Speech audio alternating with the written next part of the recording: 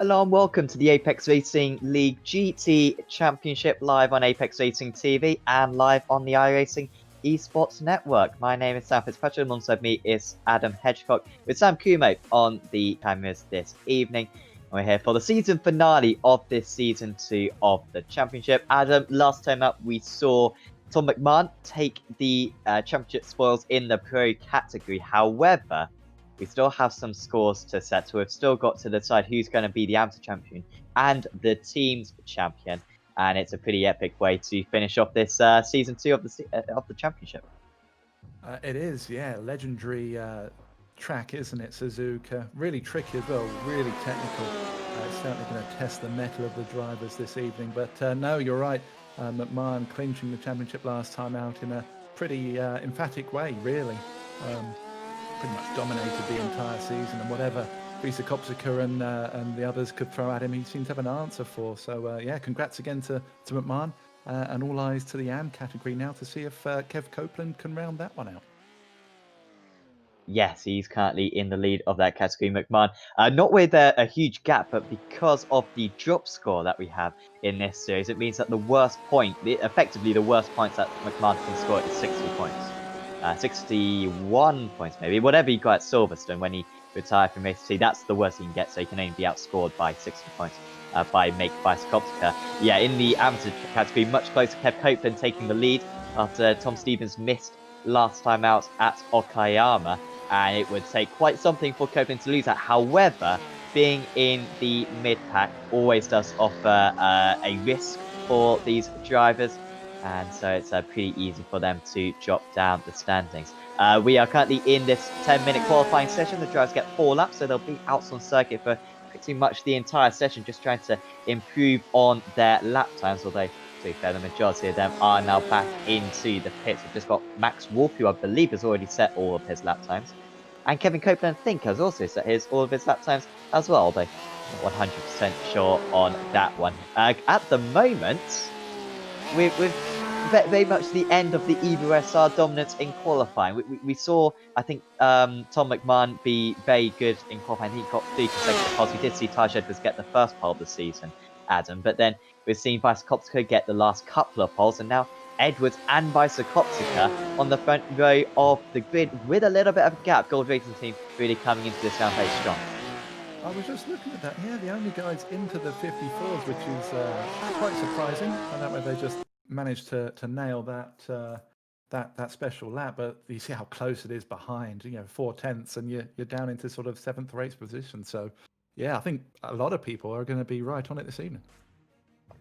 Definitely. So the drivers are just gridding up right now, and there it is. Taj Edwards on pole position, the Jamaican, going for 4th place. He actually got a penalty last time out, so he's dropped down the standings a little bit. I imagine he'd like a top 3 in the championship if he could possibly, after running in the top 3 for most of the season. Make Visa Kopsika 2nd place in the championship, trying to consolidate that. You can see how close it was between the two teammates. Starts in 2nd place. Then it's Tom McMahon in 3rd.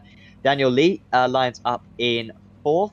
Matty Chambers, good qualifying for Chambers. That's one of his best qualifyings of the season, actually. After struggling a little bit in the second half of the season, good to see him back up there. Aaron Powell, who nearly won race 2 last time at Okayama, starts in 6th. There's Mike Horder, Dennis Eifenberg, great to see him back. Race winner in this series, led the championship after round 1. Unfortunately, had to leave the series for a bit, but watch out for him from the 4th row of the grid. Then it's Jeffrey Garzotto, James Salt, Jensen Adriansen's once again pole position in the amateur category. Max Wolf lines up in 12th. Then it's Tom Stevens, 2nd place in the amateur category, remember. Bob Humphrey, Daniel Sivisabo, Dean Powell, Dan Seddington, Carl Jacquelet, Kevin Kitzman, Kev Copeland way down in 20th place.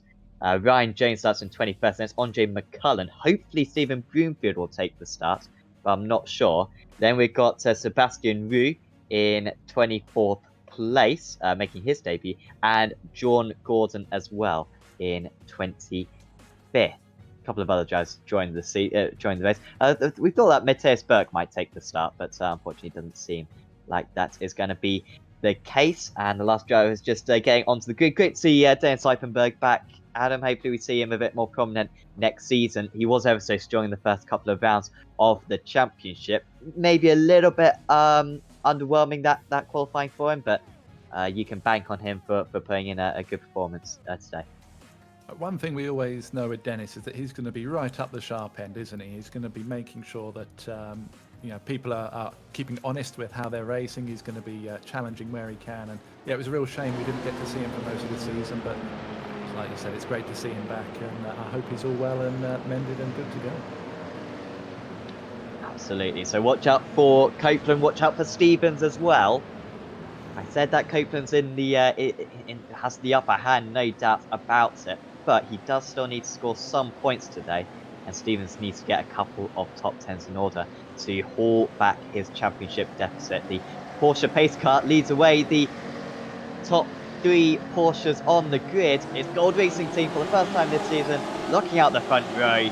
And we are away for 25 minutes of racing for race 1 at Suzuka. And the drivers into single file at the front. In fact, no changes in the top 10 so far. Lee just playing his car in the middle of the circuit, trying to protect 4th place at the moment. And just protecting their line at the moment are the leading 2. Side by side with Powell and Chambers, Eipenberg and Horder. Powell and Eipenberg making up a place each in these opening stages, as the drivers will have to get into single file. Going through the S's for the first time today. Couple of Indy Autosports drivers in 10th and 11th, Wolf and Adjunsen's. Horder trying to gain back a place right now. Dennis Eichenberg making a small mistake. Is that mistake going to cost him? They make contact, and Horder spins around, and that's going to be right into the middle of the circuit. And that's a few cars straight away wrecked in this event. And one of them was Tom Stevens as well, which is massive for the Amateur Championship. Horder getting involved in that one as well. And Max Wolf also taking evasive action straight away. James Saltz as well, he just started outside the top 10. We have seen pile-ups in that corner before, and we've seen it there. Dunlop is incredibly difficult to hold it around the outside like Horder was trying to there. You're so reliant on the car on the inside not to drift out into you. And unfortunately, it looks like that's what's happened. He's had a run. Eichenberg had a run on, tried to go around the outside and just couldn't make it stick. Contact was made, and unfortunately for the guys behind, they had nowhere to go. Such a tricky start to the race with the close corners, one after the other. It took quite a few of them out. Yeah, so it seems as though we've got Salt, Horder, Humphrey, I think we mentioned Humphrey, and Stevens all involved in that first lap, that first lap incident. Jensen Adjunsen's ahead of Dean Powell. Adjunsen's lost a place. Kevin Kittelman is up 9 places into the top 10. Sensational start for Kevin Kittelman. Silly Sabo is up 6 places just ahead of him as well. They must have just been in that little pocket behind the incident ahead and gained 4 places almost instantly. But nice driving from them, and Kevin Kittelman now the leader out of the amateur drivers. We've seen it, haven't we, with Kittelman over the last few rounds. He's gaining confidence round on round on round. The longer he's on the track, the more confidence he seems to have, which is brilliant because last season we saw him kind of down in the lower end of the midfield, kind of scrapping over the leftovers. But this season he's taken the racing by the scruff of the neck, hasn't he? It's brilliant to see. 9 places gained so far is quite monumental. And he's keeping up as well with Silly Sub. He's got a bit of a gap behind him. Out in the lead, it is very close. No changes so far, but Edwards leading the way.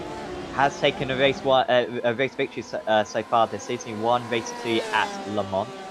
He's got the 3rd most podiums of anyone this season, has Edwards, but he's also had some less consistent finishes as well.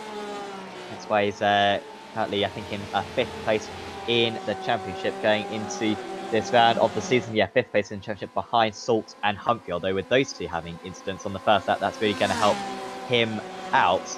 Also help out Gold Racing Team as well to try to secure 3rd place in the championship. We've got EBUSR leading the way in the team championship going into this round. Really, they've just got to score a handful of points. In fact, race 1, they should almost certainly seal it with where McMahon is at the moment. Gold Racing Team Porsche behind them.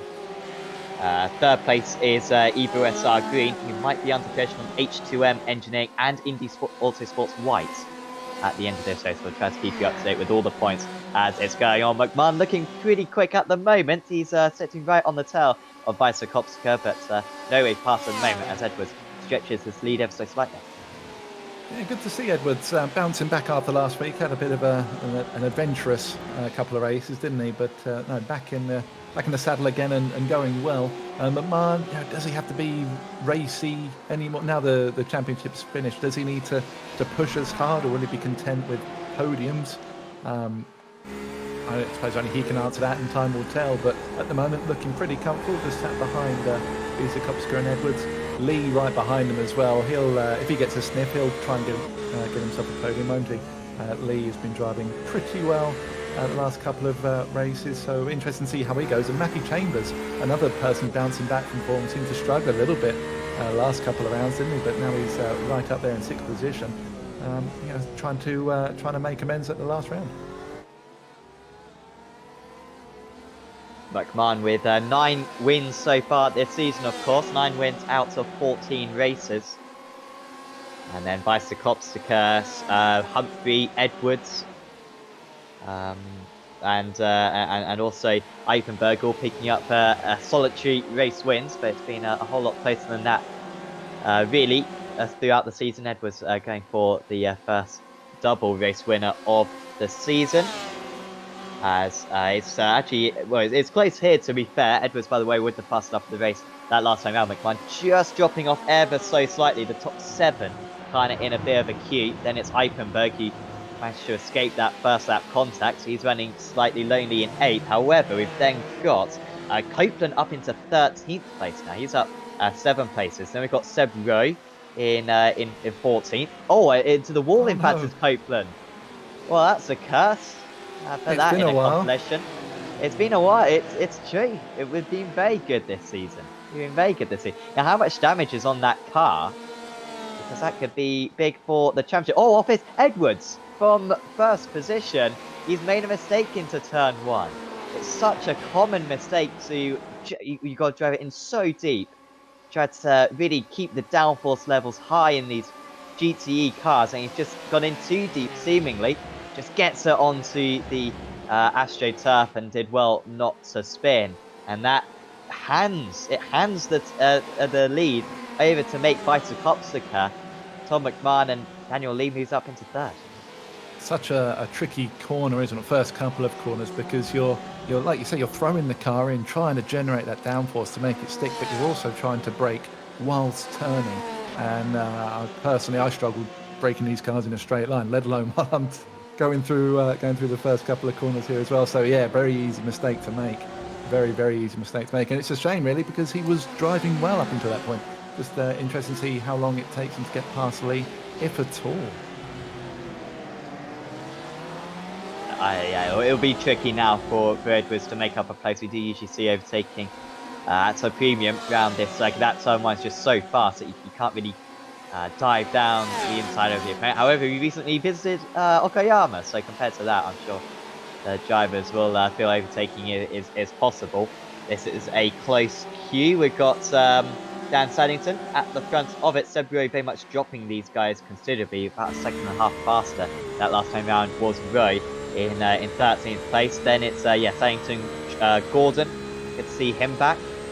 And then Max Wolf, Kev Copeland, and James Salt onto the back of this one, trying to recover some points for Evo SR. To the outside goes Max Wolf, but just getting his rival offline, but he needs to be careful that he doesn't back himself too far up into Copeland as well. Yeah, you do have to be mindful of the cars behind when trying to brake late into the last chicane there. It's very easy to get it wrong, and before you know it, you've got a car up your inside or outside, and you have to give a little bit of room. Incidentally, Kittleman has passed City Sabo. I saw that a couple of laps ago, getting himself up into 9th place now, which is, it just reinforces what we were saying about him, wasn't it? He's really going for it now, and great to see, to be honest, mainly because I love the livery so much, but what can I say? I'm a sucker for it. We know this already.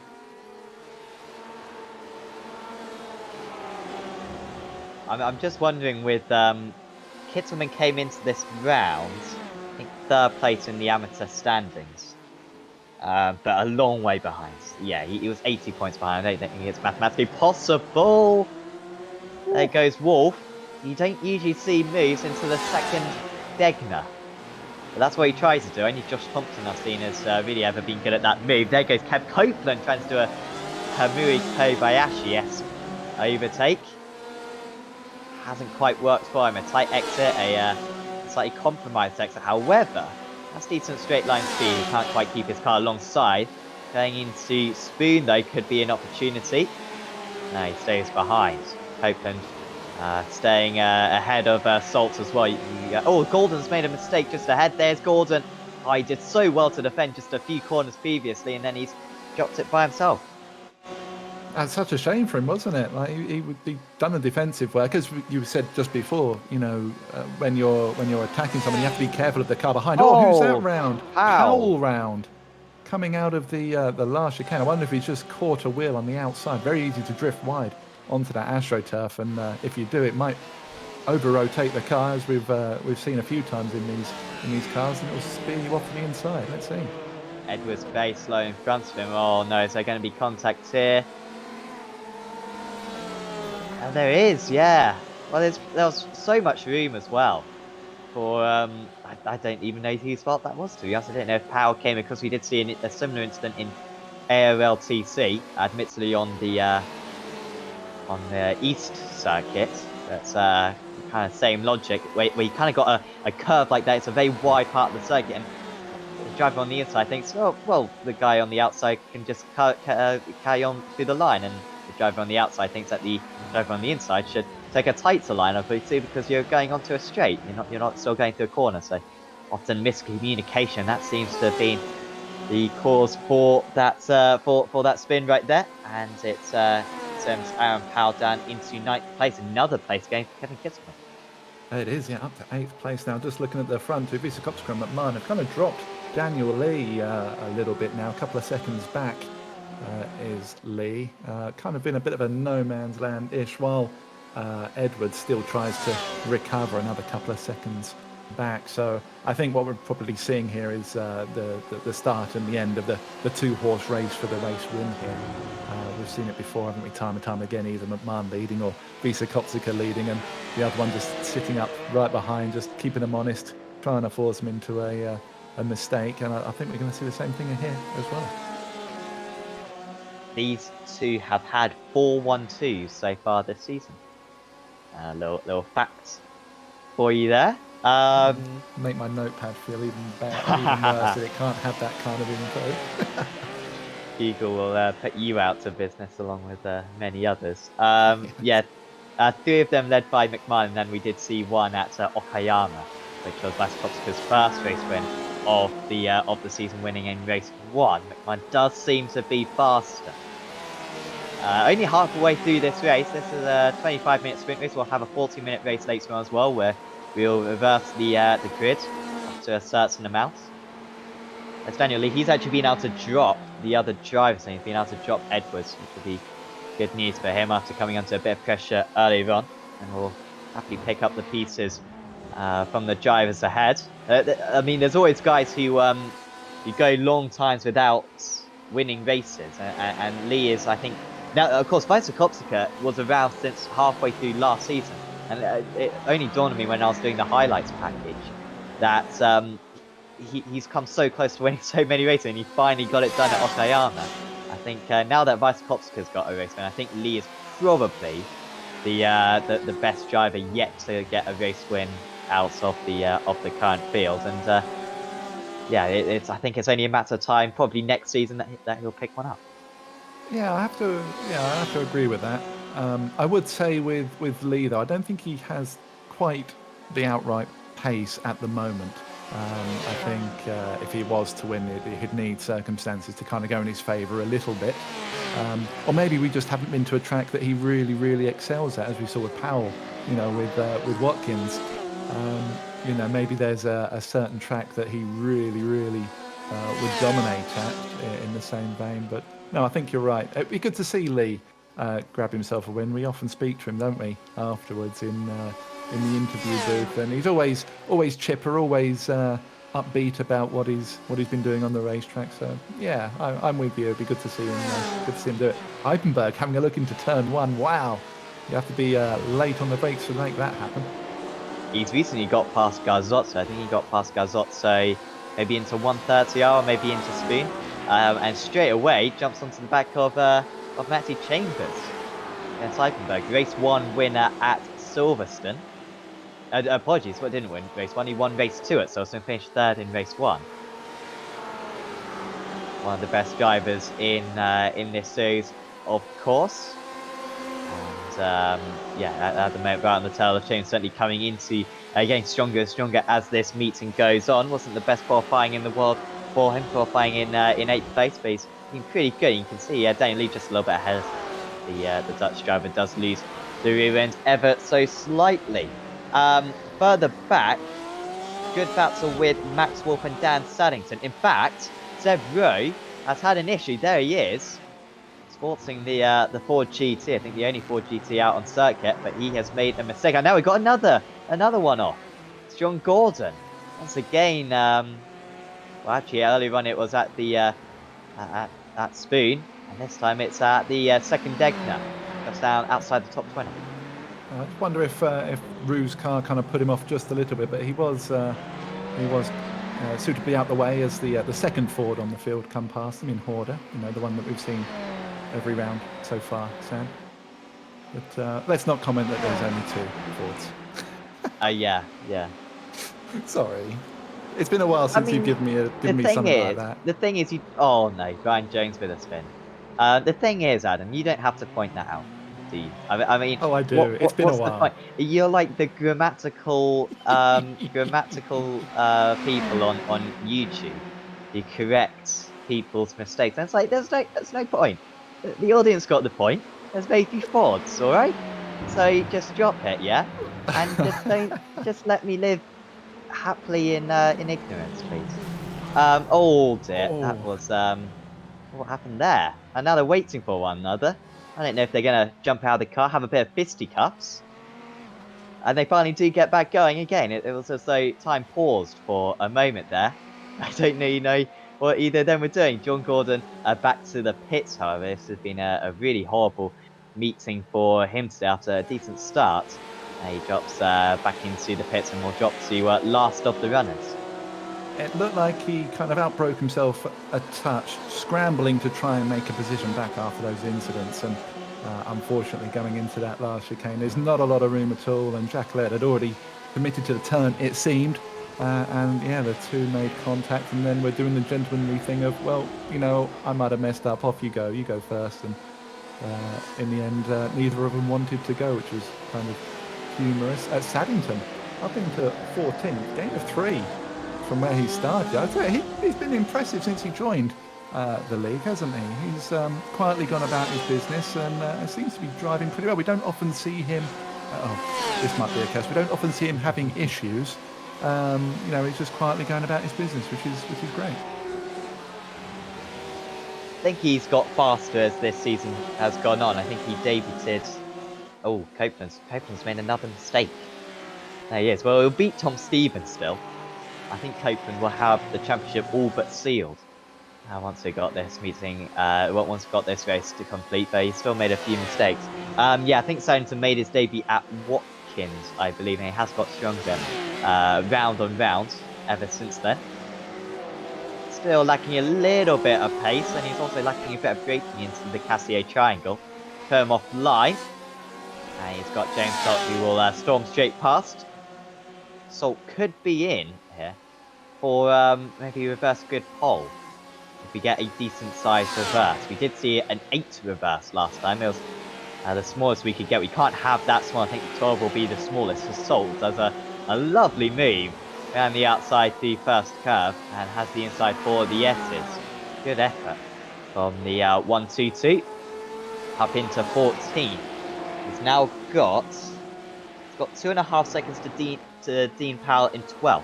If you get to 12th, then that would probably be about a 60% chance of getting within the reverse grid. So that's what he'll be aiming for at the moment. Yeah, lovely move, wasn't it? Just had the confidence to hold it round the outside. And Saddington, I think he realised that it was a done deal, but wanted to make him work for it anyway. Just held a tight line, made sure that there was room between them, and Yeah, great effort there. McMahon is all over the back of Visakowska, isn't he? He's not letting him have a moment's rest here. I think he's dropped back just a touch, and now he's right back on, less than 2/10 behind. Oh, the commitment going into 130R.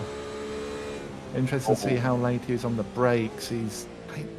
I tell you what, he's chomping at the bit, isn't it? I think he wants to get past, and he wants to get past soon. 5 more minutes to go. You can just see that Porsche though, it kind of extends the lead for the first half of the straight, and now this is the point where McMahon starts to gain a bit of time. But it's, yeah, nowhere near close enough.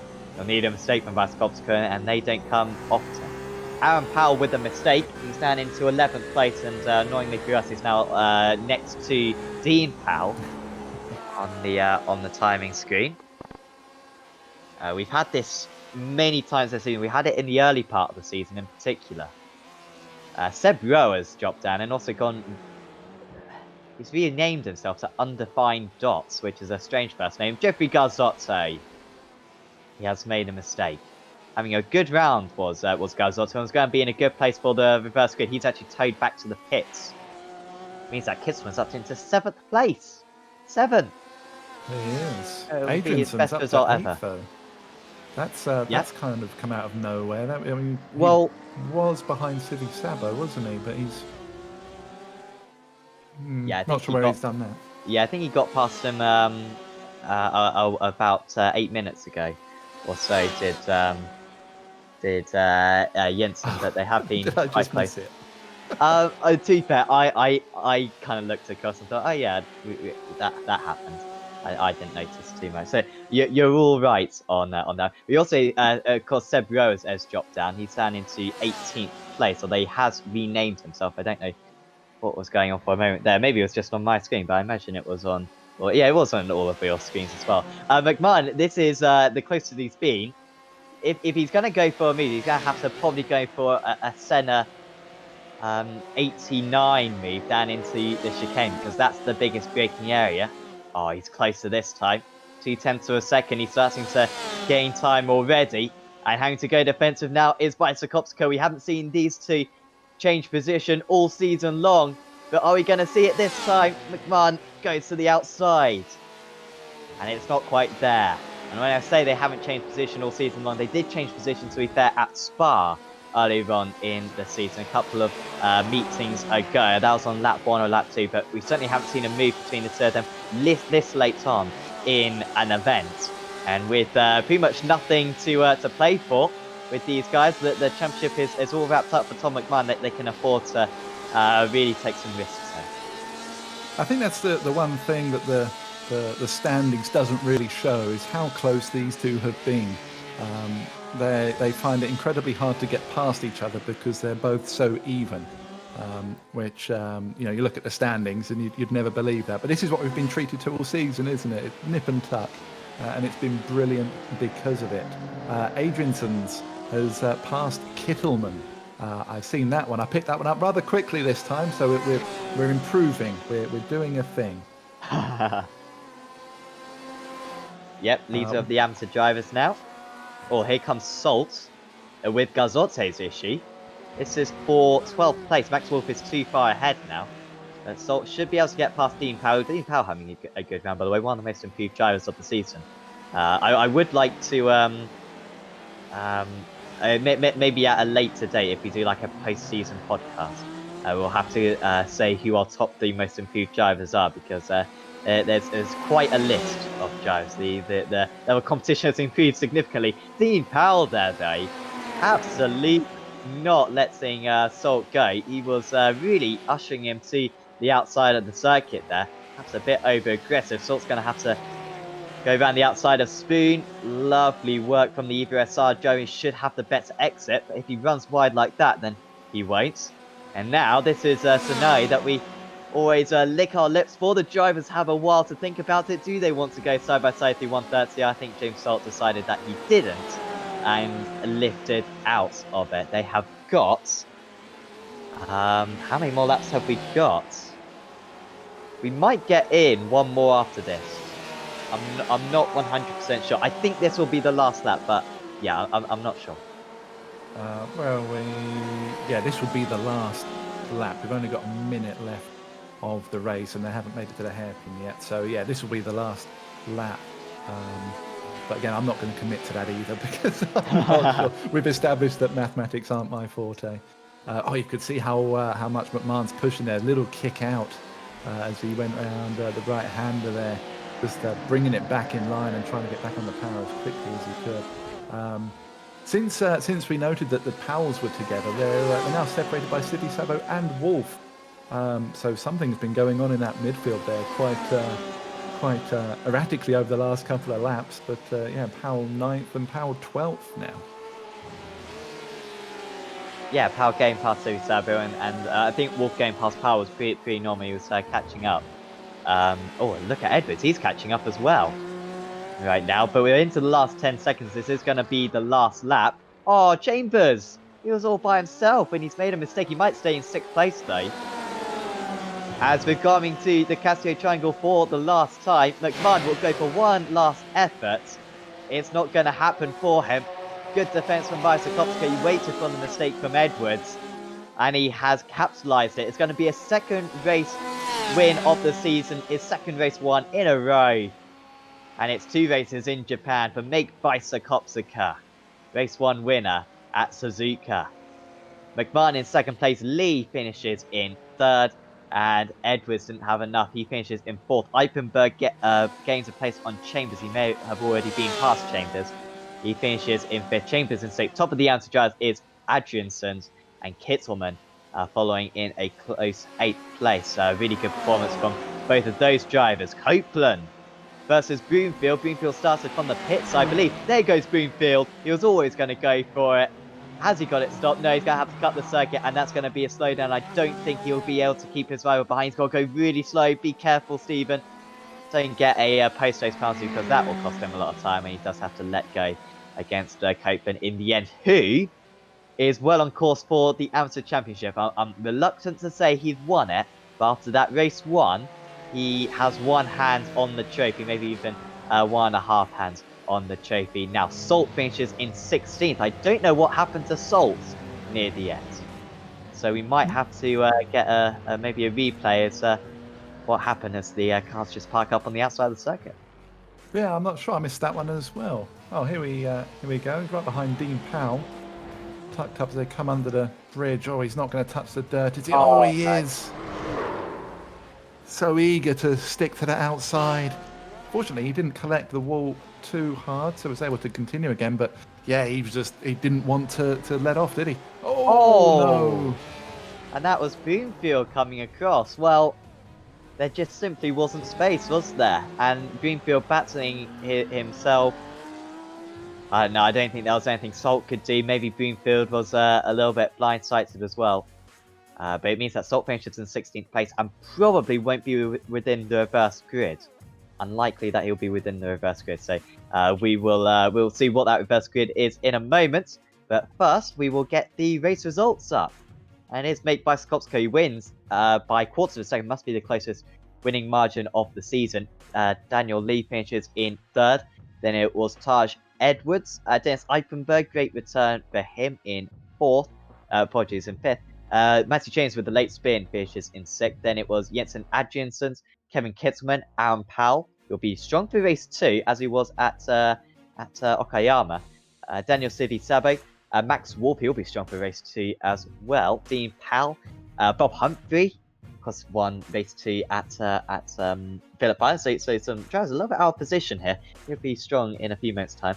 Kevin Copeland finishes in 14th. Then it was Stephen Broomfield, James Salt, Dan Saddington, Ryan Jones, Tom Stevens, with his championship most likely over. Andre McCullen, Carl Jacquelet, Sebastian Roux, Jeffrey Garzotte, Mike Horder, John Gordon was the last driver. The last 3 of them, Garzotte, Horder, and Gordon, all won't score points. And Sebro won't be eligible for the reverse grid because he finished 1 lap down. So we'll have a reverse grid size of 21. So I think that the smallest we could get in that case would be about 9, I believe. But we'll see what it is on the reverse grid wheel, because Sam Kume for the last time this seaon, you get to spin it. Yep, the wheels on the screen, and I believe the smallest we have here, as I try to read them, 13, unless the You have negatives. a few negatives as well, yeah. Well, let's just see what happens. And it is spinning.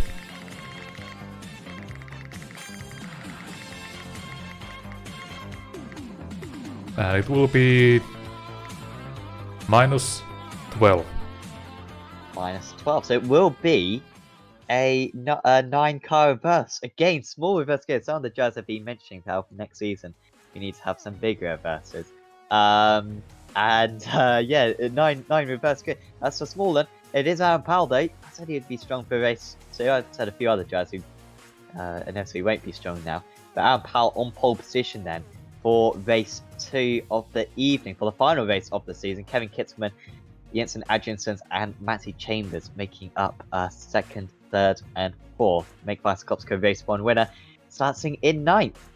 You do not want to miss race 2 of the evening. We're going to crown our team champion. We're going to crown our amateur champion as well. Do not miss it. We'll be back with you in about 15 minutes time. See you then.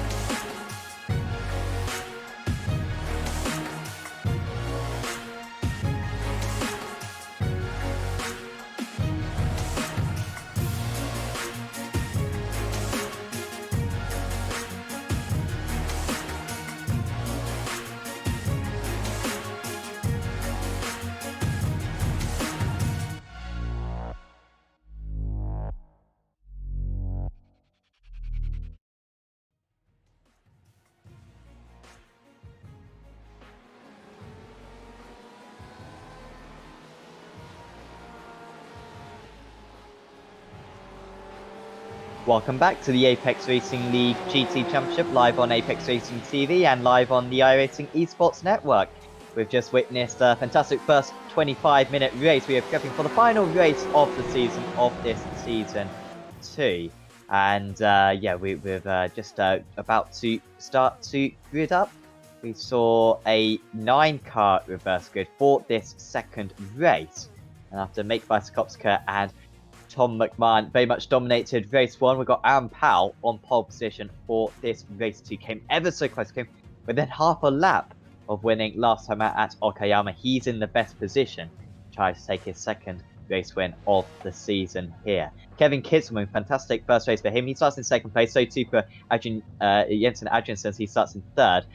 Big points as well for Indy Autosports, who after a strong race 1 have a chance of getting third place in the team's championship. Line up in 4th is Matty Chambers. Then it's Dennis Eifenberg, Taj Edwards, Daniel Lee, Tom McMahon, Make Vysokopska, Daniel Sivisabe, Max Wolf, Dean Powell lines up in 12th place. Then it's Bob Humphrey, Kev Copeland going for the Amateur Championship, Stephen Broomfield, James Salt, Dan Saddington, Ryan Jones, Tom Stevens, Carl Jacquelet, Sebastian Rue, Jeffrey Garzotto, Mike Horder, and John Gordon lining up in 24. There's a little bit of concern they might not see Sivi Sabe take the start. Has he been able to get to the grid? It seems like he has, which is very good to hear. Adam, a quick word from you. Who's going to win this race too? Any one of Edwards, Eifenberg, McMahon. And it's good to see the Mustang pace car back for this one. Did we forget it in race 1? We did, didn't we? Yeah. Oh, it was very, yeah, my bad. My bad. That's actually really disturbed me. It's the first time I've forgotten to do that ever, I think. Anyway, Kevin Kitzelman, at the moment at the front, but he's not the pole sitter. Aaron Powell is the pole sitter. There he goes. Oh, that's going to be a massive check-up. Kevin Kitzelman really just mistiming that launch. And Aaron Powell launches away from the pole position. Kitzelman drops from second down to 4th immediately, second down to 6th immediately, and will drop much further down than that. I assume so. Full start as well for Daniel Lee. Oh, way off the circuit. For Matty Chambers, has he got an issue? He's very slow on the outside of turn 1, and that's straight away a few of the front runners. Whittling down the order, and it's fantastic news for Tom McMahon. He's gone from 8th to 4th in these first few corners. Mighty effort for him. Lee trying to make his way back up. He's back up into 8th place after dropping, I think, as low as 10th for a moment. But you don't need to give Tom McMahon a helping hand, and that is what many of these drivers have done. And he's now only got 3 cars to pass in order to take his 10th race victory of the season. He has indeed. Poor old Kevin Kittelman. I don't recall him being on the front row previously. I really can't remember it. So I think, yeah, caught absolutely napping there. Maybe got a little bit of ahead of himself, and Powell saw that, checked up just before, and then really got a good run down into the first corner. Adriansen's still in second, tucked up behind him, not letting him get too far ahead. So it's not all bad for the Indy Autosport drivers. Eifenberg, I wonder how long he can keep McMahon behind him. Maybe a little bit rusty after his timeout, but yeah, he's got it all to do. With smoke in Spoon there. Vysokopska. Oh, Vysokopska's round. And the man who's finished in the top 10 every race so far this season drops to 17th. He should be able to get back into the top 10, but the race 1 winner, similar to Okayama, gets involved in a lap 1 incident. And now he's having to defend against Jacquelet, who I doubt will attack him too much. But, oh, Jacquelet now gets a tap. Is Jacquelet round? No, it's the driver who hits him, I think, of Tom Stevens, who's round. He's had a really poor meeting as he tried to close the gap on Kev Copeland for the amateur title, and he is well behind, down into 24th, and effectively last position is, well and truly, last position. Daniel Sivisabe, fantastic, he's taking this race because he's doing well at the moment, however, gets overtaken by Max Wolf, who had very good pace in race 1. He's up into 8th place now. Is Wolf. Next up for him is Kevin Kitzelman. Biggest mover so far, James Salt, gain of 6 positions already, which is pretty good going from Salt. It's kind of interesting, isn't it? You come into a second race of an evening, and you're still switched on from race 1, and you maybe not quite in tune with your car being on the colder tyres again.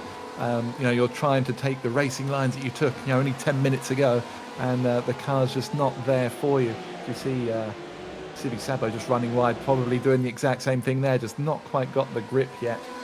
And unfortunately for Stevens, that was evident coming through 130R, wasn't it? Just didn't quite have the grip, kind of drifted into the back of Jacqueline a little bit and paid the price for it.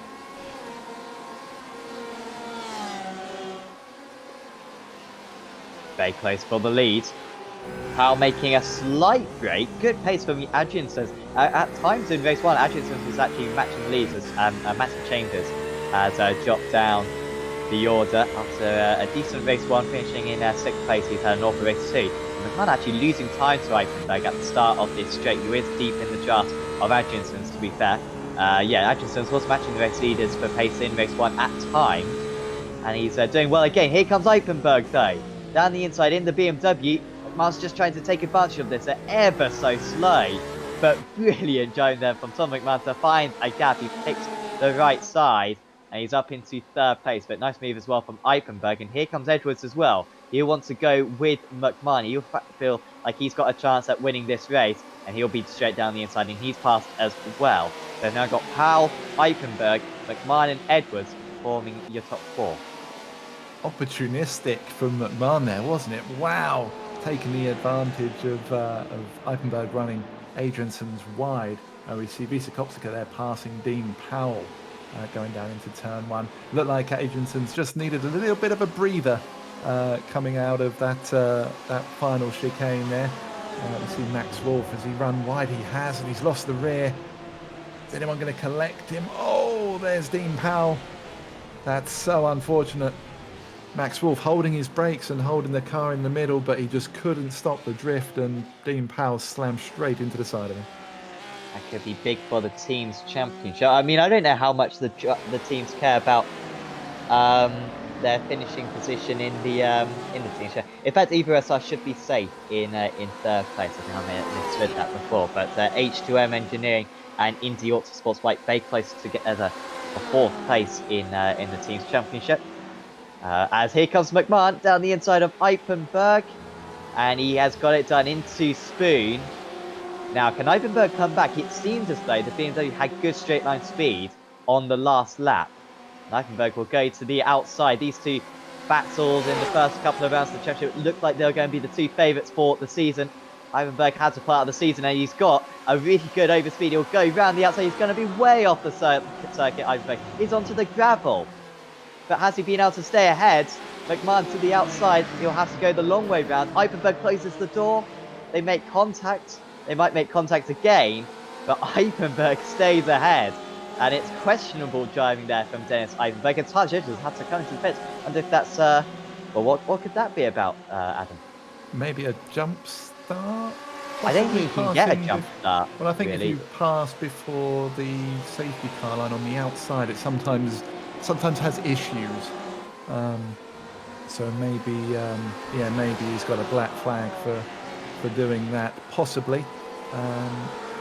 Maybe he's running the wrong set. Maybe he's defaulted to his quali set, maybe, and he hasn't got enough fuel. Maybe he just didn't put enough fuel in. We don't know. But driving from Eichenberg, wasn't taking liberties with the outside, using all of the runoff. Surprised he didn't actually get a swapper on going over the gravel and the grass, but he managed to hold it together and kind of brute forced his way back past McMahon, which was robust to say the least, wasn't it? Yeah, that was a guy who doesn't have a whole lot to lose. I didn't know how a real life series would deal with that, because that was so far off the circuit. I mean, he's carving a new corner out of this place, and this place pretty much has perfect corners, so to insult the circuit like that is quite serious. McMahon into Spoon. This is where he got past last time. This time not close enough. But the BMW does have a pace advantage down the straights, it seems. I don't think there's too much doubt about that. It might just be his setup, Eichenberg. And look at Adjinson staying with them. Lee getting on the scene as well, and Powell opening up to 3.6 seconds. But if McMahon could get past now, he'd certainly be on course for catching up to the race leader by the end of the race, like we saw at Okayama 1 week ago. The BMW puts his car in the middle of the circuit. It's a wide cut, and he's all right at the moment. But McMahon, once again on the tire, it's a very wide pit straight here, and it's kind of a little bit too much for Eipenberg to cover off. But again, he's got that straight line speed. And Eipenberg just starting to open up the gap again. McMahon's got part of his car alongside there, down the inside into turn 1. And I think that will be it this time. Eipenberg just needs to be careful of what happens behind him. And McMahon is finally ahead. He's up into second place. And now it's 3.7 seconds to catch up to his teammate. Full commitment from McMahon there, wasn't it? Absolutely glorious piece of driving. Eipenberg doing everything he possibly could to try and halt the move, but helpless in the end, and just manages to slot back in between them. Adrianson's in fourth just behind, was very interested, wasn't he, coming into the first turn, and Eipenberg just managed to slot in without any issues. But good to see Adrianson is keeping pace, and Lee tucked up behind as well. Kittleman as well is not a million miles away either in sixth place, so great running from the Indy Autosport guys at the moment.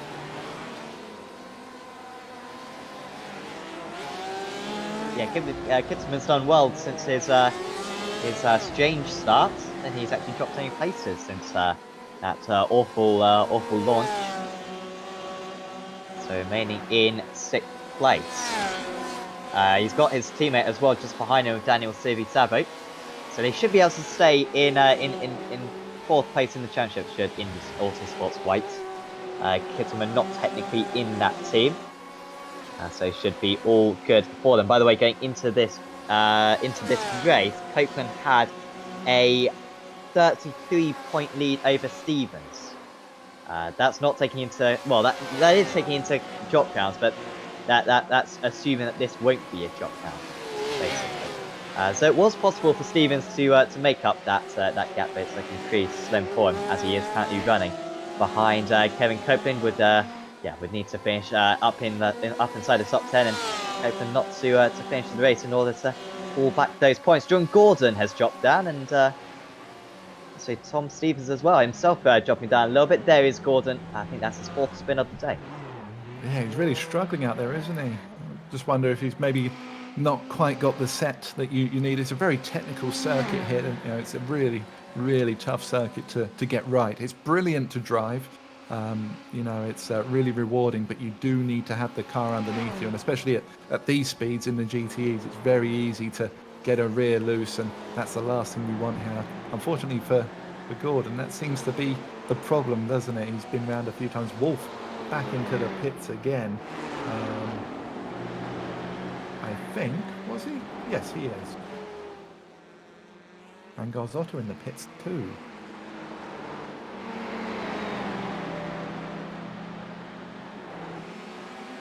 Yes, hopefully Garzotto will get back out onto circuit quite soon.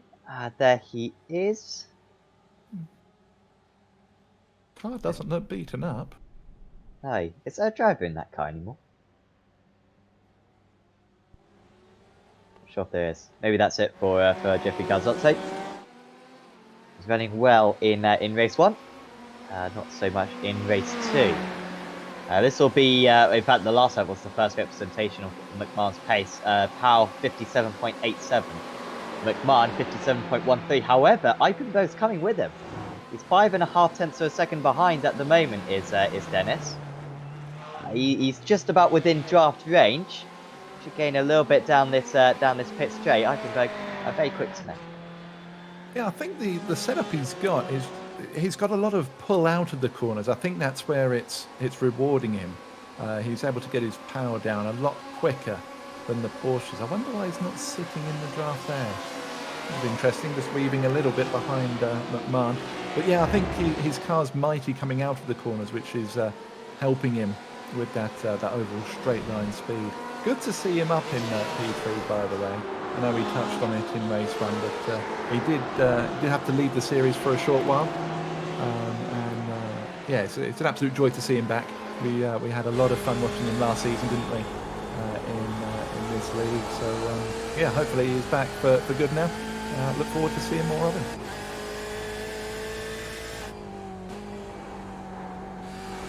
if he could get a podium here, he would. That would be his 3rd podium of the season, which out of 6 races would look pretty good. And then being a race win. See visually, they're only 2 seconds behind Powell now. Gap absolutely hemorrhaging right now. And this is just classic Tom McMahon, isn't it? I mean, when he doesn't win race 1, he just always wins race 2. I think he's won a race this season, McMahon, at every meeting, which is an astonishing statistic. I mean, he has won a lot of races, but yeah, he has won at least 1 race at each meeting, and then he's got 2 doubles as well at Barcelona and Spa. Oh, Horder's off. Yeah, bad day for Mike Horder. Still in 12th place, though. That's a big gap. How's there been? Adam, it's a chasm. It's a chasm between the drivers right now. It's as though nothing's going on in that part of the set. I trust me, there are cars out there, but yeah, what is that gap at the moment? Yeah, 12-second gap or 11.5 seconds gap right now between Broomfield and Copeland. Did we? I mean, we can see the gap on the track map. Oh, Copeland, Saddington going all the way around the outside, using that track extension again, trying to defend as well. No. See the Ford skipping across. Yeah, Sebrio going across. I'm saying Sebrio because I'm not sure how to pronounce his other name. I'll have to do some practicing in the off season, assuming that he comes back. But yeah, to answer your question, by the way, with the track extensions, what I think they've been doing in the F1 recently is giving a 3-strike rule. So in the qualifying, they'll disallow your lap; they'll just wipe the lap off.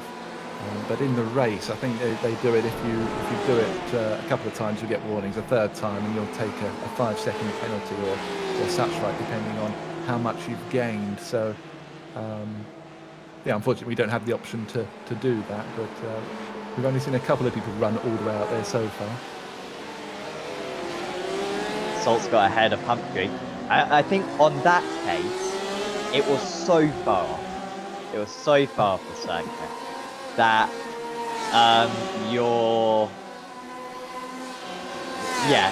you're gaining a massive amount. It's almost like cutting the course at that point when you're going that far off the circuit, and it's dangerous as well.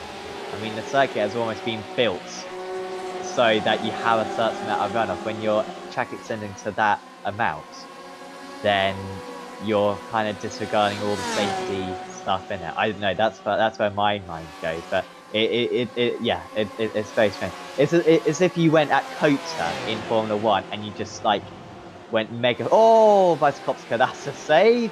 That is a save. Wow. That's up there with one of the safest seasons. So a great one at Phillip Island as well. Earlier on in the championship down the pit straight. But it's like if you went flat out through the penultimate corner at Kota, would you? Oh, dear, there's now another wreck. They're really interrupting my point. Tom Stevens is round again. My God, the unluckiness of that man. And was unlucky not to take part as well in last week as well. Just about missed the cut.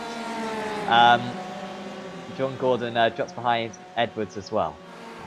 So that's now 17th and 18th. Stevens down into 21st now, last of the runs.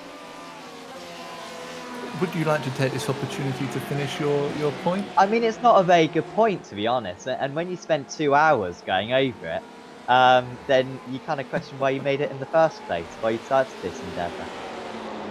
What I was saying was that he gained such a big advantage. Was that not deserving of an extra penalty when he went that far off? When he's disregarding track limits to that extent. I think on the first instance, I mean, firstly, I've got to applaud him for keeping his boot in despite going over the gravel and the grass. You know, you're in it to win it at that point, aren't you?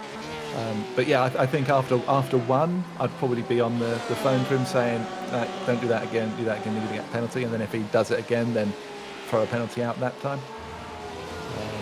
Because I mean, he'll probably argue back to say, "Well, it was getting a little bit loose, and the only thing I could do was open the steering to stop the car from spinning and collecting other cars." Because that's what drivers do. See, Salt... Oh, sorry, go on. No, you carry on. I was going to say, Salt tucked right up behind Sibi Sabo and Kittleman here. I think this is the closest battle on the circuit at the moment. Yeah, not a moment's rest for Sibi Sabo or Kittleman. Look how much quicker Salt is out the corner there. Not going to get any luck going around to the outside there. Maybe a bit of draft down into turn one, but as you said in race one, Sam, there's no real braking zone into turn one. Sending it there is not really an option.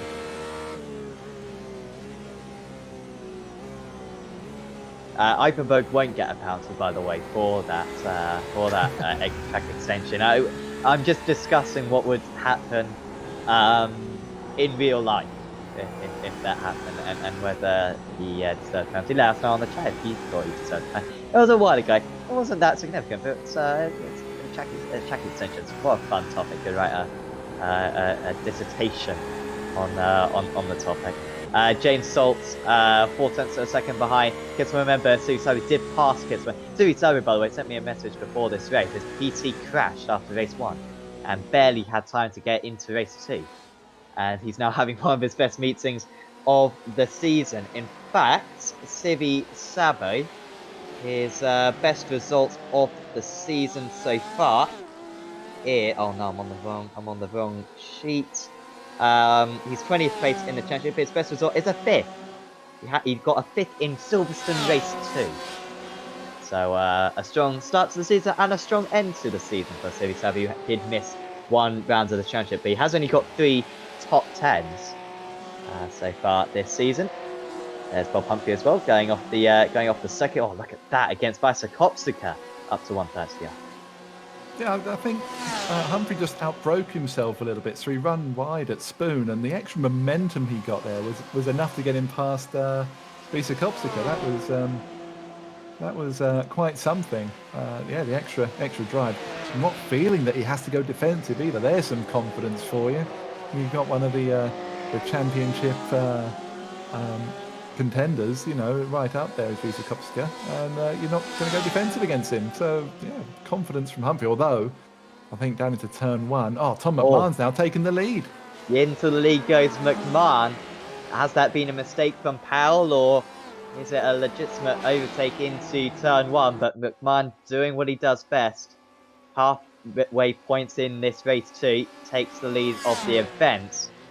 And it was a mistake from Powell. Just runs a little bit wide. We saw it similar in race 1 with Edwards. And just the pressure telling for Aaron Powell. And he will be he's still on course for another 2nd place. He'll try to stay in the draft of his teammate, but yeah, this is extremely difficult to win for him from here. But yeah, 2nd place, top 2 for either SR would be vacant. It's almost deja vu like, isn't it? I've lost count of the amount of times that race 2, Stevens has kind of fought his way through the field, and then with about half the race to go, he somehow just catches up out of nowhere, seemingly being a few seconds behind and doing similar pace, and all of a sudden he's there, he's passed, and now he's going to drive away. It's uncanny how often this happens, but I suppose this is why he's the champion. He's got the ability to do this, fight his way through the squabbles of other people. Humphrey and Visa Kopsika going at it again. Oh, smoke up ahead of them. Someone's having an issue. I'm not sure who that is. Very slow. That's Kitzelman losing time, and they're all catching up now. This could be a bit of a bottleneck. Kitzelman now losing the place. Who's going to be ahead of these drivers? Salt ahead. Oh, spin with Visa Kopsika. Has he recovered it again? He has. But Kitzelman, he's driven so well today, gets in a spin. However, he's got a big gap to cope and should be able to rejoin fine. And it's Broomfield who gets ahead of his teammates. That's Kopsika having a number of troubles so far in today's event. I have to be brutally honest there, and I kind of feel that was on Visa Kopsika. Oh, Powell! Salt's made McMahon's made a mistake. And McMahon's off the circuit. Oh, this is no way to end the season for the dominant driver of the championship. He has won the title already at Okayama. He drove brilliantly. And he's had an issue, clearly hardware issue. Something happening in the real life. What a shame. because Tom McMahon, yeah, was driving absolutely perfect. He's made a few mistakes in race 2 this season, and any ideas? It looks as though almost like the brakes locked there. So maybe then he does still have operation of the brakes off the circuit, and he's had to take back to the pits. Yeah, it sounded like he locked up pretty badly, but yeah, I'm not sure. I'm not sure. Maybe, like you said, maybe there's something outside of the rig that's going on that took his attention. Rogue cat in his pedals, maybe.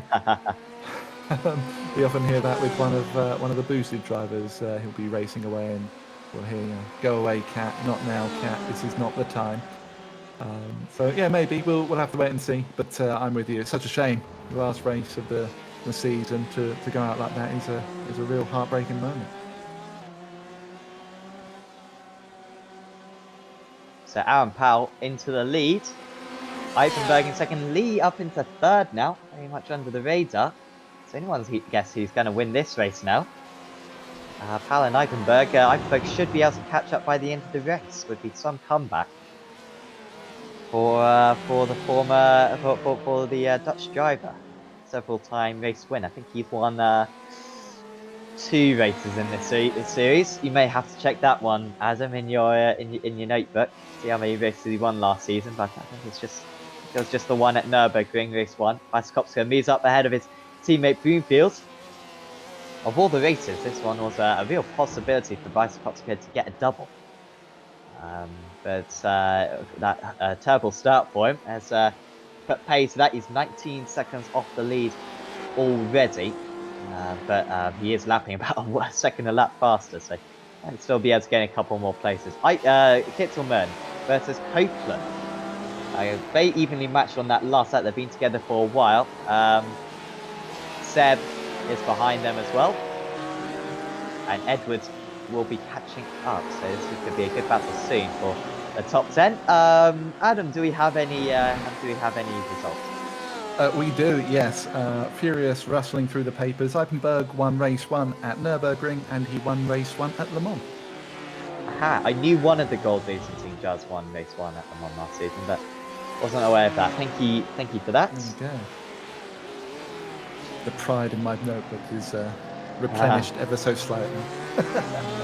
I'll have to be updating the Sporkle quizzes soon. Anyone who isn't aware of Sporkle, it's probably the best website on the World Wide Web, and I need to update the race winners. Got all the race winners from British GT, American GT, GT Season 1, GT Season 2. Need to add that last one to that to complete the list. Will be some good revision for myself in the off season. Well, of course, I'm on there as race winner at Watkins Glen. Yeah, very forgettable. It was. Did you, very, very angry. I forget the driver who was behind me, but I was defending like an absolute champ, borderline moving under braking. I was not yielding whatsoever. I don't think he was particularly happy with it. I didn't mind, of course. I got a little bit of the champagne at the end. A little bit of the bubbly. Maybe that's what we should give away as prizes for next season. Champagne. Just thought of that. Bottles of Prosecco. Yeah. Head down to Aldi or something. Get a bottle. It'll probably be Prosecco and a power washer, please. Yeah. And a packet of Quavers. Honestly, it'll save us a fortune. These trophies, they're not cheap. Tom McMahon is a lucky boy to win a trophy, and it seems like this man will be a lucky boy as well, Kev Copeland. So no, that could certainly help us in the future.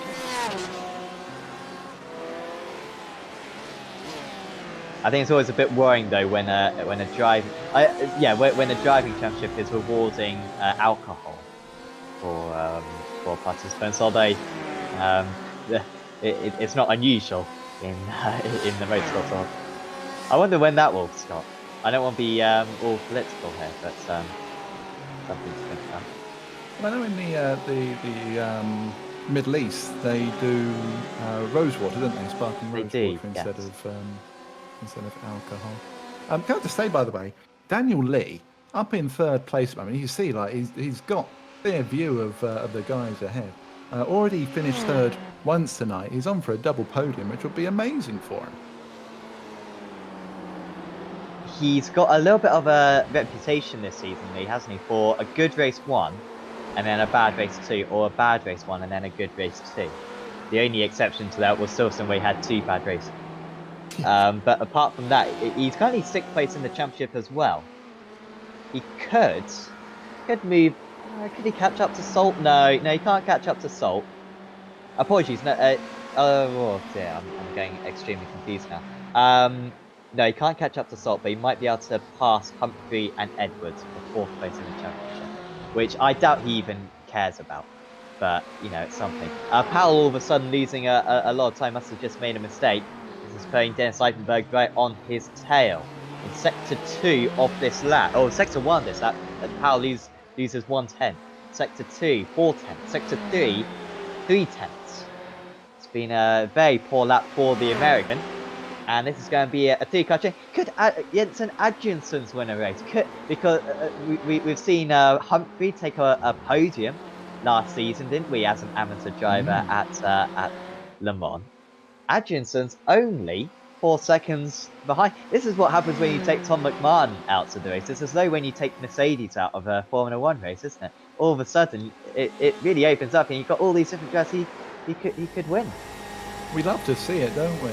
It's brilliant that these things can happen. It's just a shame that it's the last race of the season that they're deciding to do it.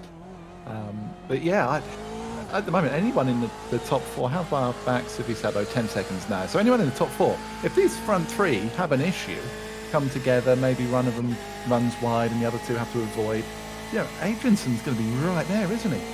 3.5 seconds back. And I don't know about you, Sam. I always find it easier to chase cars than I do being out in front of them, which is why I don't often lead races, because it doesn't suit me. But chasing cars is a whole lot easier, I find. You find a little bit of extra oomph, a couple of tenths here, a little bit here, a little bit there.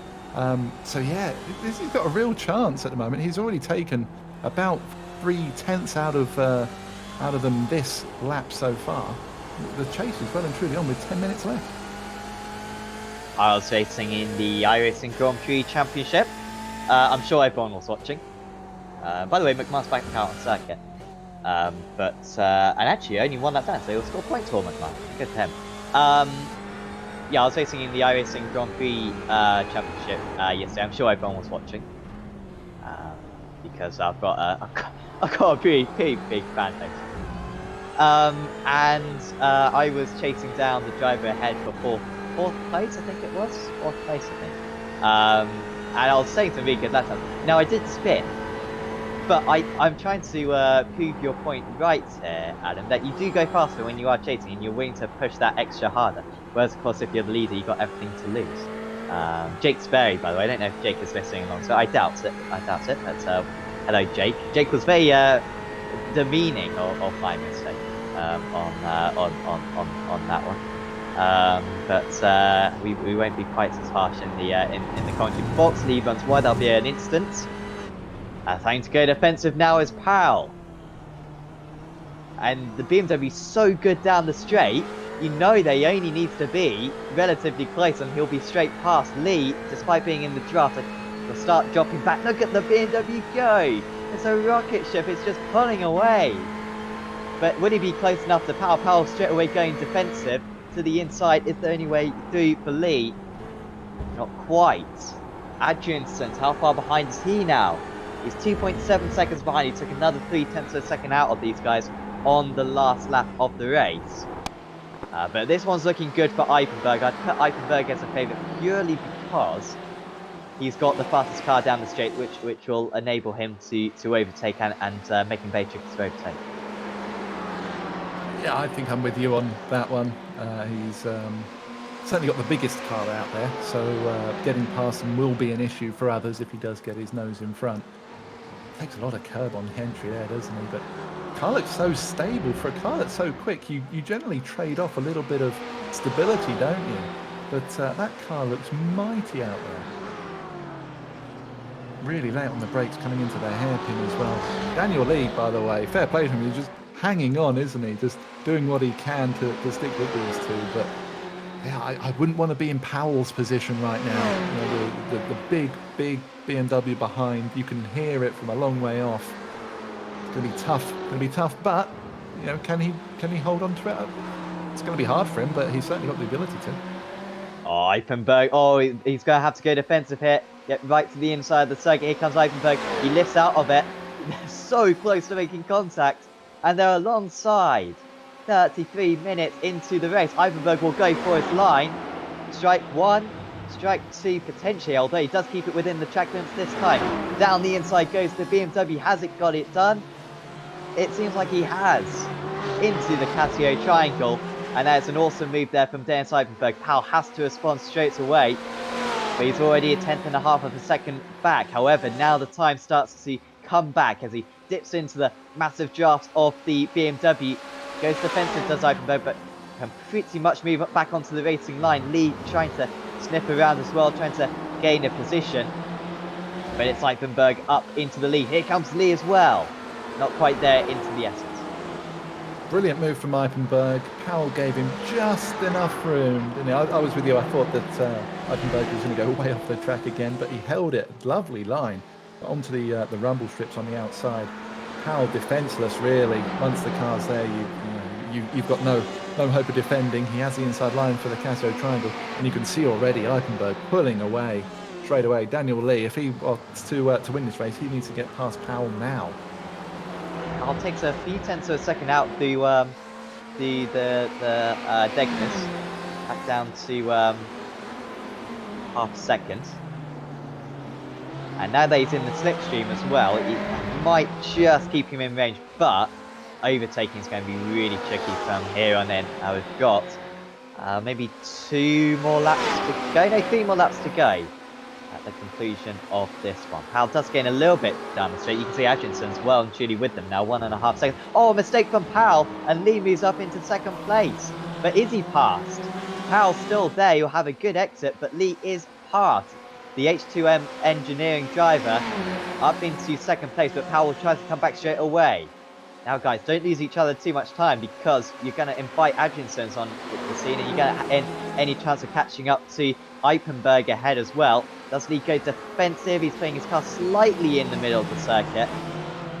And look at Eifenberg. Eifenberg's all of a sudden lost a couple of tenths of a second, and Lee's right there now. Lee's only 4.5 tenths of a second off the race leader. This is like a 3-way seesaw. This is brilliant. It's going one way and then the other and then the other way again. Daniel Lee with a mighty Casio triangle. Brilliant across the curves. Caught up so much to the back of Eifenberg. And Adrianson's a smidge over 2 seconds behind. How brilliant would it be to have... Powell's really slow coming out of turn 1 there. But how brilliant would it be that we have an AM on the podium in the season finale 2 seasons running? It would be crazy.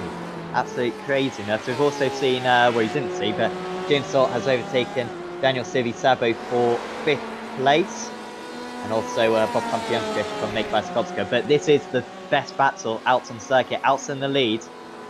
And Daniel Lee, I was saying in race 1, he's the most accomplished driver in this series, yet to take a race win. He's taken pole positions in the past, he's taken several podiums.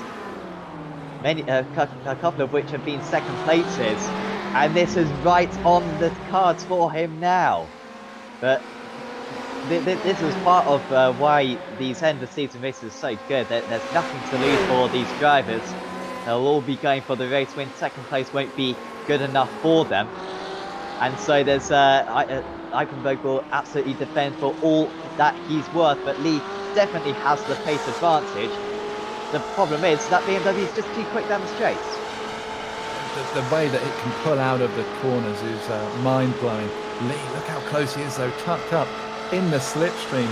10th behind as they go for 130 up. Oh, it's so close. 2 tenths back. He's surely too far back to make a lunge into the chicane. Eifenberg covers it anyway. That's going to lose you some time. Lee, 2 tenths back as they come onto the main straight. Is that close enough? They've really dropped Powell as well, by the way. 1.5 seconds back is Powell already. Powell just seems to really be struggling all the time, but over pushing, I think, if anything. Oh, that was in the middle of the circuit again for Eichenberg. They're very fortunate that Powell has all of a sudden dropped off the pace because with all these defensive lines, at the moment they're all right. Atkinson's will probably be the majority of Powell's troubles for the time being. So he's serving momentarily off the side. So he's actually gone off at turn 1. I think he's down into 8th place. There he is. Oh, it was such a good race for him, and Indy Autosports White may not get that position either in the championship. So I'm not 100% sure. They should still get 4th place in championship because Eichenberg isn't part of Gold Racing team anymore. But yes, and tricky times at the moment for Daniel dropping down right at the latter stage. We also got Suzuka right on the tail of Humphrey for 6th and 7th.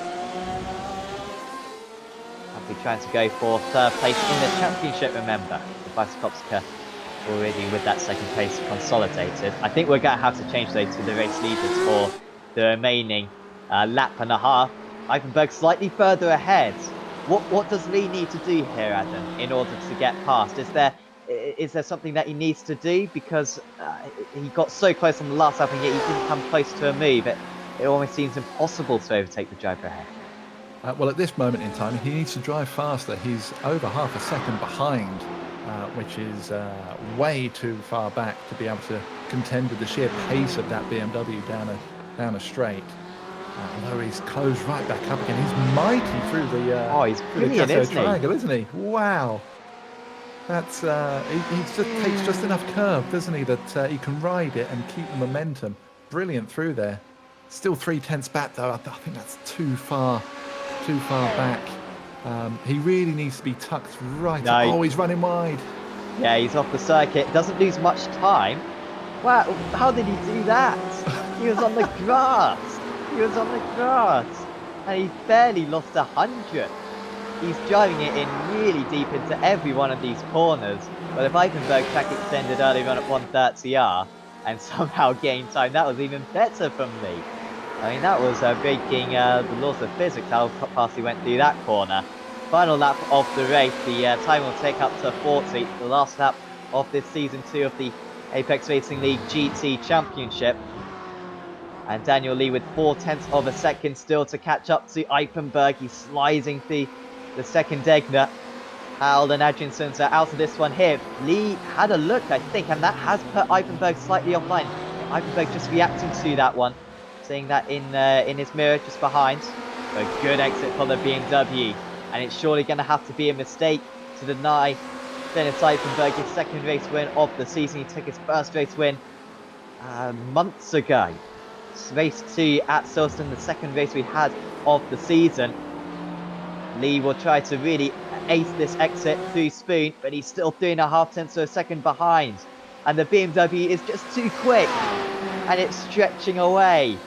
Barely any time being gained whatsoever. Adrianson's going for the podium in the background. But it's one more corner coming up for Dennis Eichenberg. Lee just tries to put him offline. Eichenberg ever so slow on the inside. Lee will close to the gap really tight. But it will be Dennis Eichenberg on his return. Will take his 2nd race victory of the season right at the end of the championship. Eichenberg wins at Suzuka. Race 2 is his. The final race win of the season is his. Lee pushed him to the limit. Powell finishes in 3rd and Adriansons finishes in a fantastic 4th place. The joint best result for an amateur driver all season. Sebastian Rowe, contact with Taj Edwards. They finish in 10th and 11th places. And let's keep our eyes on as well on Kev Copeland, because subject to penalties, he will be the amateur championship winner. Copeland with a lead into this round, and that should be enough. I'm hesitant to absolutely call it for him, but his rivals not having a good day, and Kevin Copeland is all but certainly your amateur champion winner. Congratulations to him. And some celebrations to end the season. What a great finish that was. And And it was. I don't think you could wish for two better drivers fighting for the race win at the end of that one. Lee and Ivanberg, really nice guys, and Ivanberg on his return after having to miss out much of the season with injury. And Lee going for his first race win as well. It will undoubtedly come in season 3, but for now the spoils go for Dennis Ivanberg. It might be the last race of the season, and it might be that neither of them really had anything to play for, but that would have still meant the world to them. And that's why I love watching and commentating on this league, because the drivers will go for everything they possibly can 100% of the time. And it was a brilliant race to finish the season on. Absolutely enjoyed every moment of that race. Carl Jacquelet has already crossed the line, and Dean Power will be the last driver to cross the line. McMahon finished 1 lap down in the end. It's a shame that the season's ended that way for Tom McMahon, but I don't think it dampens whatsoever. It would have been a 10th race victory of the season, dominance that we haven't seen in any Apex Racing League series in the past. He can take that home, and he still wins the championship as well. But taking the last race win of the season, Dennis Ivanberg, 2 wins out of 6 races that he did. I mean, that's a good record. He's the only, besides Tom McMahon, he's the only multiple race winner this season, Dennis Ivanberg, with that race win. Daniel Lee finishing in 2nd place, another podium for him. That tallies that statistic up to 5 for him this season. In fact, did he get 3rd place in race 1? I think he got 3rd place in race 1, didn't he? Who did? Sorry? Lee. Yes, sorry, he was 3rd. Sorry, So I was writing in my notebook. I wasn't really paying attention. So yeah, that's 6 podiums for Lee this season, and 3 2nd places as well. That wins around the corner. Aaron Powell finishes in 3rd position. Great result for Jensen Adriansen. A little bit inconsistent across the season, particularly in the early stage. He will certainly be bumped up to pro though for next season, because he's driven brilliantly, especially in qualifying and in today's race. James Salt, great recovery up into 5th from 16th on the grid. Bob Humphrey in 6th. There's Make Weiser Kopsika, Stephen Broomfield, Daniel Sivi-Sabo, Sebastian Roux in a 10th. A good drive as well from Sebastian, to be fair, in his board, up 11th place as well. Taj Edwards, Kev Copeland were in 11th and 12th. Up 11th place as well was John Gordon, despite a spin as well for Gordon. Kevin Kisman started on the front row of the grid, but finished in 14th. There's Dan Saddington, Carl Jacquelet, Ryan Jones, Dean Powell, Tom McMahon won that down with a hardware issue, it seems. And then the retirees were Tom Stevens, Mike Horder, Max Wolf, Jeffrey Garzotze, and Matty Chambers. Quite a few of them after a bit of a chaotic lap 1 of the race. We'll get a interview with some of the drivers, hopefully. And yeah, we've got a few of them waiting at the moment. We will first talk to Dennis Ivanberg, I think, because he won his 2nd race win of the season, and yeah, race 2 victor today. Congratulations, Dennis. Welcome back to the series. First off, it didn't seem like you'd missed a moment of it. You're right back onto form. I think I was very, very lucky, Sam. I actually jumped in with barely no practice whatsoever. Luckily, I know Suzuka well enough to pull that off, but it was certainly a wild ride, especially in race 1. Got involved in a scrap with I think it was something Hoarder. He tried to get me on the outside of Dunlop, which was a bit ambitious, I must admit, and unfortunately wasn't able to hold it. And then right in the end of race 1, I got involved in a bit of a scrap with Matty, and unfortunately we did connect, so it wasn't the cleanest of clean overtakes. And then race 2. I thought it was all over, and that I had to fight tooth and nail for P2, because I always wanted to give Tom a bit of a run for his money. Eventually, he was able to pull it off.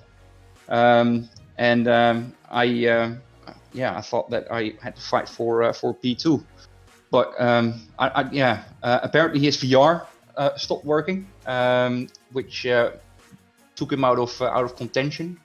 And then it was game on again. So I don't know what it looked like on the screen, but for me, it was one of the most exciting races in this league I've ever been a part of.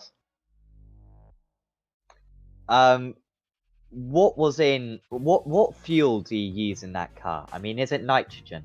Because you were lightning down the straights. The drivers behind you were in the draft, and they were still losing time. It was crazy. I think it is BMW power. It's been for the better part of these 8 weeks. I think the BMW has been horrendous. It only had straight line speed, but it just would not turn. But ever since they did an update on the tires, it does turn again as well, and it didn't lose its straight line speed. So with Daniel behind me, I knew that he was quick enough to catch up a little bit in corners. But yeah, I was aware that even with him in my draft, I was slightly pulling away from him. So as long as, if he was close enough, as long as I was able to cover the insides, he had to do something really, really special to get past me. Can we expect to see you back next season? What's kind of your team status at the moment? Are you kind of in limbo at the moment, just looking for maybe some new opportunities? Can we expect to see you back next season? And do you plan to have kind of any teammates as well for next season?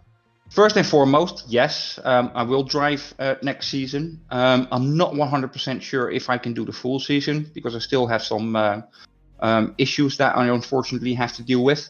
So depending on the recovery time after that, I will miss 1 or 2 weeks.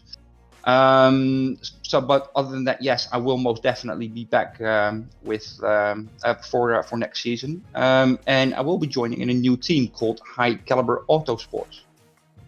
So Kalen, if you're watching, I know you're watching actually, better sign us up quickly. I think you get a pay rise for that one. I don't know if you've already got like a bonus clause in your contract yet, but you should be paying up right now after that race too. I'll tell you what, we won Le Mans this year as well in our split with the very same guys. So yeah, I do think a pay rise is in order. Yeah. Good show. Okay. You heard it here first. Yes. Yeah, 4 figures. I'm hearing. Well done. Well done, Dennis, on that race too. Is there anyone you'd like to give a shout out to? Yeah, my good friend Adam Hedgecock. Hi, buddy. Hey, how are you? I'm good. How are you feeling? You better? Well, getting there. And after today, a hell of a lot better. This was exciting and really good fun. Thank you. Good to hear, man. Anyway, thanks for the season, guys. This has been phenomenal. I really like what you did this year, or this season, I should say. Especially the mid-season, what was it, podcast or whatever you like to call it, that you give everybody the time and attention that everybody deserves. You're doing an amazing job with this league, and that's the whole reason why more and more people get excited about this. So thank you. Awesome. Thank you very much, Dennis. We hope to see you back on Apex Racing TV very soon. Cheers, mate. Have a good one. Bye-bye. Dennis Eipenberg there, very much getting in our good books for next season. Let's see if Kev Copeland can be any more for that. So he's standing by with Adam right now. He is indeed. Welcome to the booth, Kev. Good to see you. First things first, pending any protests, you appear to be the AM champion for season 2. How does that sound to you? Yeah, it's quite a surprise, Adam, to be honest. I mean, I was quite surprised to be in this position when we went into the break, and yeah, I'm pretty shocked, and I need to look back to find out how it actually happened. It's been an exciting up and down season from our point of view, watching you for sure. I think I speak for both myself and Sam when I say that It's certainly been a season of improvement from you. Absolutely, your results seem to get better and better over the course of the season. How have you seen it? From starting out to where we are now. Yeah, I think it started off pretty shaky, really, and I was making a lot of mistakes on my own, so kind of not getting taken out, but just making mistakes that maybe run off the track and lose places. But as the season's come on, I've got better and better at not making those mistakes and just being a bit more consistent and taking advantage when other people have gone off around me, then I haven't. It can be pretty rough in the midfield, for sure. We've seen lots of incidents over the season, as you've alluded to. Yeah, there's some of them that other people are having issues that you have to try and avoid. Just how tough is it to be consistent when those kind of things are happening? It's very tough. When you're in that sort of lower mid pack, trying to make your way up and trying to work out which way you need to go around the spinning car that's in front of you, and you have to guess left or right. You've really only got a 50-50 chance whether you make it or not. Oh, I can totally appreciate that. Tonight, let's focus on tonight. Two pretty solid evenings for you as far as the AM category goes. 4th place in race 1 and 3rd in race 2. How did they play out for you? Was there any particular highlights in tonight's racing? No, for me they were pretty mediocre, to be honest. I made a couple of silly mistakes in both races, which dropped me down the order and shouldn't have done. And I made quite a few places up when others around me fell off the track, which made it a little bit better than it was. And of course, Tom Stevens did me a favour by, basically not being in it. His luck just wasn't with him tonight, and I'm really sorry for that, because if he'd not been taken out on lap 1, race 1, I reckon that race 2 we could have been having a massive battle for the championship. But as it was, fate, it just wasn't to be, and I'm just really sorry for that, because it could have been great. No, absolutely. Well, fate might decide that it wasn't a battle for tonight. It's a battle for season 3. Will we be seeing you come back and racing again? I'll definitely be back for the next one. I've really enjoyed these races. I love watching the stream back. I really rate your guys' commentary. I think it's brilliant. Even if you do try and take the credit for me getting better through the season, Adam. So What can I say? It's an inspirational podcast for all. Brilliant, Kev. It's been a pleasure to speak to you. Well done on this season. And the progress that you've made. It's been brilliant to watch. Before we let you go, is there any shout outs you want to give? The usual one to you guys in the commentary team and the organising team. It wouldn't happen without you, and I know you must get loads and loads of rubbish in the back of the scenes going, that decision's wrong and that decision's wrong, but really appreciate you putting it on, and it's a great fun series to be in. So yeah, really looking forward to the next one. And also to the Evo guys for in the practice sessions, helping me out and helping me get better, particularly Bob and Tom and all the crew. Really appreciate it. And my teammate Joe, who unfortunately due to various circumstances couldn't finish off the season. Otherwise I'm pretty sure he would have been right up there in the AM Championship as well. Brilliant. Well, once again, congratulations. It's been a pleasure speaking to you, and we'll see you in season 3. Will do. Thanks, guys. Cheers then.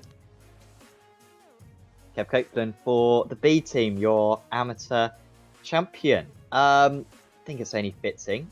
Who do I want to have a chat with? I gotta pick one of them, McMahon or Lee. We will have a chat with both of them, but I don't know who I want to have a talk with. Let's drag up Daniel Lee.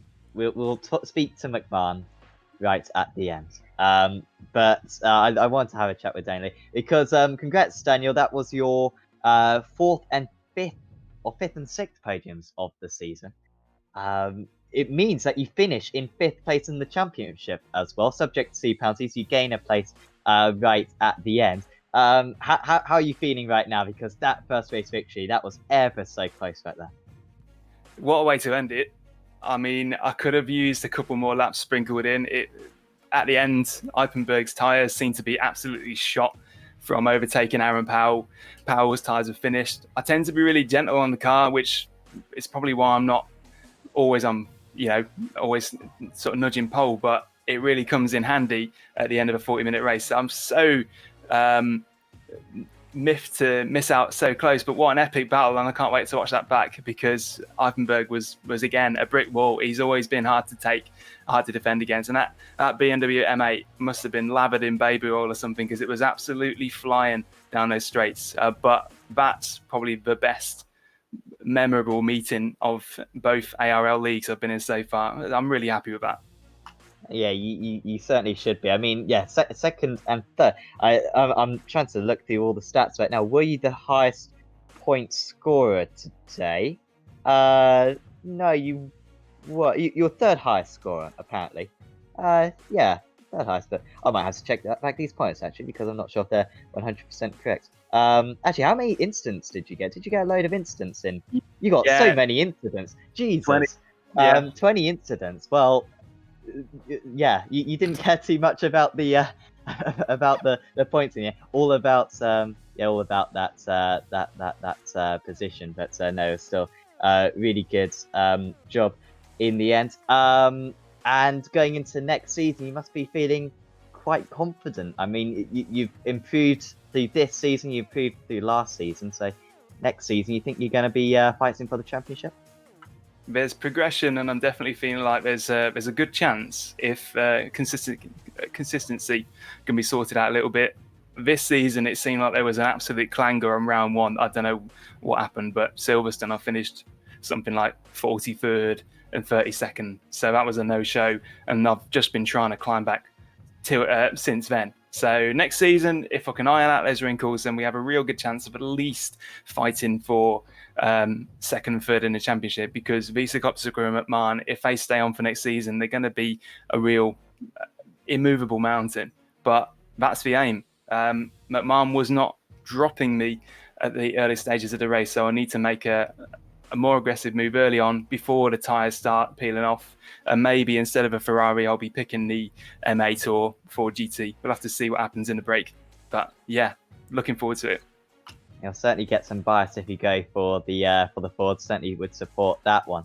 H2M Engineering finished the championship in 5th place in the end. No, 4th place. You jump, by my calculations, Indy Autosport White by 4 points in the championship. Considering that it's just been you and Dean for this season, you must be really pleased with that one. And are you planning on teaming up with him next season? And 2, are you two entering any other series? Yeah, for sure. Me and Dean are a duo. We're going to be sticking around because we're real life friends. He's progressed so much during the course of this season, as you'll know. It's only bad luck by virtue of incidents that he hasn't scored higher. So next season, if we get off on the right foot, then we should be punching higher in the teams. Haven't really given much thought as to how much having only 2 drivers affects us. You'll have to fill me in on that another time. But if we can recruit someone else in our sort of circle of acquaintances, then we might be at full strength next time. We are also entering the World GT Championship as well, as you may already be aware. But beyond that, that's as much as we've got time for. So let's see what happens in that season and in the next ARL. Definitely. Yeah, looking. Well, I'm not looking forward to seeing World GT. I recommend no one watching that. Yeah, it's stuff. on another channel. Yeah, it's on the other channel. But we digress. No, but certainly watch back next season as well. Congratulations, Daniel, on your 5th place in the championship, 4th place in the teams. Is there anyone you'd like to give a shout out to? Just to you guys for organising and broadcasting the league as well as you do.